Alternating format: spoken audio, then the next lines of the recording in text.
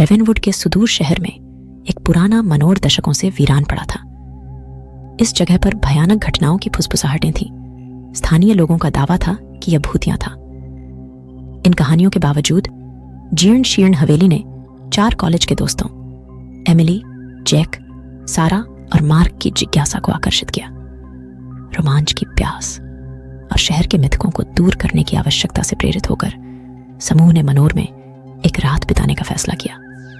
जैसे ही सूरज डूबा, मैदान पर लंबी छाया डालते हुए वे उत्साह और घबराहट के मिश्रण के साथ जंग लगे गेट के पास पहुंचे। अंदर हवा धूल और सड़न की गंध से भरी हुई थी। कोनों से मकड़ी के जाले लटक रहे थे और लकड़ी के फर्श उनके वजन से अशुभ रूप से चरमरा रहे थे। टॉर्च और बहादुरी की भावना से लैस होकर उन्होंने अपनी खोज शुरू की। भव्य फॉयर में एक सख्त दिखने वाली महिला का चित्र एमिली की नजर में आया। वह लेडी एलिजा रेवेंसवुड है, जैक ने फटी हुई इतिहास की किताब पढ़ते हुए समझाया। वह 1800 के दशक में रहस्यमय परिस्थितियों में गायब हो गई थी। अचानक कमरे में ठंडी हवा का झोंका आया, जिससे उनकी टॉर्च बुझ गई।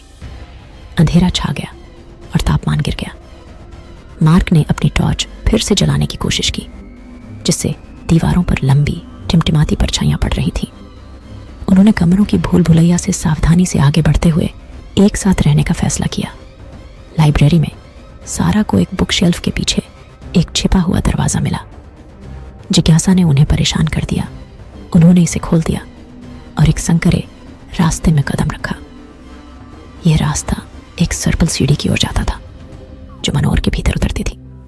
नीचे जाते समय उनके कदमों की आवाज डरावनी तरह से गूंज रही थी। हर कदम के साथ हवा ठंडी होती जा रही थी। नीचे उन्हें एक छिपा हुआ कक्ष मिला। कक्ष पुराने फर्नीचर से भरा हुआ था, जो सफेद चादरों से ढका हुआ था। बीच में एक बड़ा अलंकृत दर्पण था, जिसकी सतह टूटी हुई थी। एमिली उसके पास पहुंची और जैसे ही उसने शीशे को छुआ, कमरे में एक भयानक चीख गूंज उठी। चीख के स्रोत का पता लगाने की कोशिश करते ही वे घबरा गए। शीशे की सतह हिल गई और लेडी एलिजा की एक छवि दिखाई दी। उसकी आंखें खोखली और शोकाकुल थीं।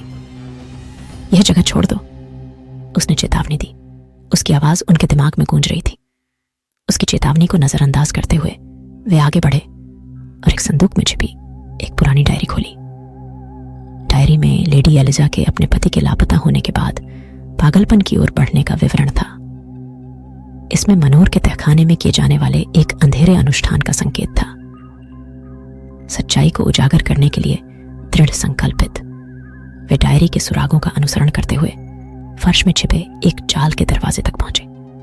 जैसे ही उन्होंने इसे खोला, एक दुर्गंध भरी हवा में भर गई और वे और भी अंधेरे ठंडे तहखाने में उतर गए। तहखाने में उन्हें एक वेदी के अवशेष और दीवारों पर चित्रित अजीब प्रतीक मिले। माहौल दमनकारी हो गया और उन पर भय की एक जबरदस्त भावना छा गई। अचानक जाल का दरवाजा बंद हो गया, जिससे वे अंदर फंस गए। हताश होकर उन्होंने बाहर निकलने का दूसरा रास्ता ढूंढा, लेकिन तहखाना उनके लिए बंद होता हुआ प्रतीत हो रहा था। दीवारों पर लगे प्रतीक चमकने लगे और भूतिया आकृतियां उभरने लगीं, जो उन्हें घेर रही थीं। लेडी एलिजा फिर से प्रकट हुई। उसका रूप पहले से ज्यादा खतरनाक था। तुम्हें चले जाना चाहिए था, उसने फुसफुसाते हुए कहा। उसकी आवाज एक ठंडी फुसफुसाहट थी। दोस्त एक साथ इकट्ठे हो गए। उनका डर साफ झलक रहा था। जैसे ही उन्हें लगा कि सारी उम्मीदें खत्म हो गई हैं, सारा को डायरी से एक प्रति अनुष्ठान के बारे में एक अंश याद आया। कांपते हाथों से उन्होंने प्राचीन शब्दों का जाप करते हुए प्रति अनुष्ठान किया। भूत गायब होने लगे और लेडी एलिजा का रूप टिमटिमाने लगा। तहखाने का दरवाजा चरमरा कर खुला और वे कभी वापस न लौटने की कसम खाते हुए जागीर से भाग गए।